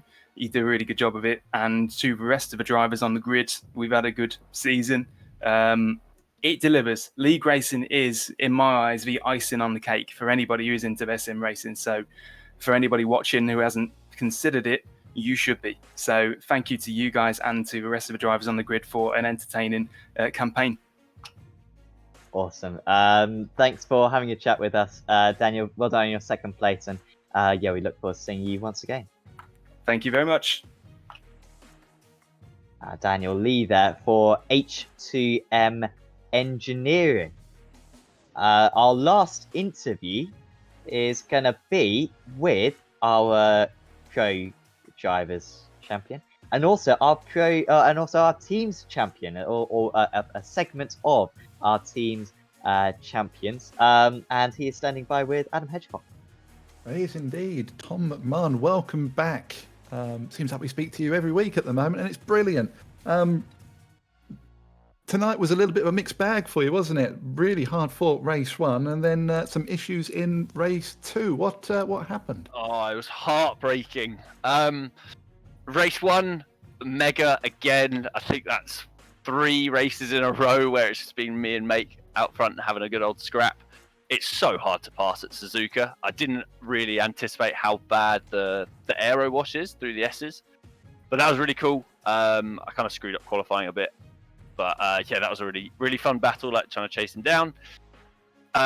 Race 2, the start was brilliant, up to 4th. It was all going well. Had a great scrap with Dennis. Great to see him back, by the way. Really cool racer, fair racer. So we had a good scrap. I think Aaron made a little mistake. I was through. In my head, I was like, cool, just bring it home. And then my VR shut off. So that was a bit rubbish. So pulled to the side, towed, reset it all, and it was fine. So I don't know what that was about. But then I came back out because I wasn't sure. You'll be able to tell me this, Adam. If I'm a lap down, do I still get points? You do indeed, yes. Yeah, so it was worth me coming back out. Yeah. And I thought I Absolutely could, worth it. and I thought I could, hopefully set past this lap. I'm thinking I might have done on like fresh tires. So yeah, I thought get some points for the team because I just wasn't sure of the situation with that. So that was my evening basically. It was brilliant watching the battle with Suzuka in the first race. I did comment on it during the race that the standings table doesn't really reflect how close you two are. When you're on track together, it's very very rarely do we see you overtake each other because you're that competitive. You're that closely competitive. Just how hard is it to kind of get round him, and equally, how hard is it to defend? Yeah, I completely agree with that. And I tried to almost mention it last week that yes, I've got 9 wins and I've done really, really well, but we're so close. And I think it's my qualifying I want to work on. Like my optimal during that qualifying session was enough for pole between my 2 laps, so I just didn't string it together. So I knew that my race pace should be better, and it was just like last week. I pushed a little bit harder earlier this week, but it was a case of just sit here, see if he makes a mistake, and if someone doesn't make a mistake, and we're within a tenth. I think some tracks I've been able to push out a couple of tenths advantage. Other tracks, I think Spa, Make actually had a bit more pace than me, but I was just able to defend. And we were just saying, Dennis and Daniel in the interview waiting area, that's what makes this league anyway for us so good, is that you get to know each other as racers and you can have those sort of battles that you're pushing week in, week out. So it's just been awesome to get that, and hopefully we can repeat the feat next season. So you will be coming back to defend your crowns then? Absolutely. Again, I was just saying that Sunday it worked brilliant for me. I really enjoy this league. I think overall the standard is really good. The racing on the whole is brilliant. Hopefully we just get a few more drivers to hang around for the whole season. So even though we get those -12s, it's still a little bit of a bigger reverse grid. But yeah, absolutely. I think the whole Evo SR team, we really enjoy it. It works for us with our real life commitments as well. So absolutely, we'll be coming back. Don't you worry. Brilliant to hear. And just in anticipation of that, we've seen a fair number of drivers kind of step up their game as the season's gone on. How tough do you think it will be to retain your crown next season? Massively. Since that little break with Watkins, Spa, Okayama, there hasn't been a clear, easy race. So it'll be so hard. I'm sure we'll get some new blood in, and there'll be some super fast, fresh faces. Daniel Lee's come on leaps and bounds. Aaron Powell, just if he can just get a little bit more consistent in race ones, he'll be there. James Salt, Bob Hubbard, everyone of our team can win on their day. So yeah, and of course all of Gold Racing team, Dennis back now, they'll be lightning quick. Hopefully they'll be back. So it'll be a really, really tricky thing. So I'll enjoy it now, and then when the season's been announced, get practicing, choose a car, and let's do it. Good to hear. Well, it's been a pleasure as always to speak with you, Tom. Before we let you go, do you want to give any shout-outs for one last time this season? Yeah, just the whole EVSR team and community. They've been awesome all season. And again, like you guys, it's a mega league. We really enjoy it. So thank you for organising streaming. I can't wait to do it again next season. Awesome. Well, thanks for your time, Tom, and congratulations on your pro drivers title and your team title. Well done once again, and we'll see you next season. Brilliant. Thanks, guys. Cheers. Tom McMahon there. Adam summing it up pretty well. Two championships to his name this season, along with 9 victories as well. In fact, Adam, that was the first meeting they hasn't won a race, which is a little bit. I'm a little bit disappointed he didn't get the 10. The Decima. That would have been quite nice for him to take off and get a race win every meeting. But it was still pretty great from him. We've mentioned it a couple of times before about going into next season, but I think we can rely on pretty much everyone coming back. We can rely on McMahon, Vizakopska, Saltz, Humphrey, Edwards, Lee, and Wolf, and Aaron Powell, and many others like Pemberg, Chambers, all coming back next season. And that crown of his, it's going to be hotly contested. And the moment that he gets a little bit of bad luck, Tom, he could be in trouble, because this has been such a perfect season from him. He's barely put a foot wrong. He has indeed, and things have seemed to have gone his way a little bit as well. I think back to last week, the incident on the back straight where Vizakopska got into the side of a spinning Ferrari, or spinning Porsche it was, in the middle of the back straight, and McMahon just seemed to manage to just glance his way around the outside of it, got away with it. I think there's been a few times this season where luck has been on his side, and to win a championship so dominantly, you need that little bit of luck. And it's all gone his way this season. And when he's had to drive hard and well, he's risen to the challenge, and he's been brilliant. Next season, though, everyone starts on 0 again, and he's going to be defending for his life, because everyone will be out to take that crown. Going to be absolutely. You also have the amateur championship. I'm going to really struggle to make the amateur ratings for next season, because so many drivers who could be pro, half of them are going to be promoted or something, and it's going to be tricky to demote anyone. But that'll be a tricky task. We hope to bring back the Apex Racing League GT Championship in a few weeks' time. We'll have at least a couple of weeks break, but we'll keep you posted. You can check out the most recent kind of announcements either in our Discord, Apex Racing League Discord. Send me a message on Discord if you want to if you want to get the link. We'll also post new series announcements all in there, and also on our website, apexracingleague.com, where you should be able to find race write-ups as well, race reports from each of these meetings, which are always a fantastic read. We also do highlight videos as well, which will be posted on Apex Racing TV. So if you're watching on the iRacing Esports Network, hop over to Apex Racing TV, go subscribe to them, and you can watch them and along with loads of other broadcasts as well. Also, quick shout out to Apex Racing Academy as well. We're running the Apex Racing Academy GT4 Championship at the moment. More will come yet.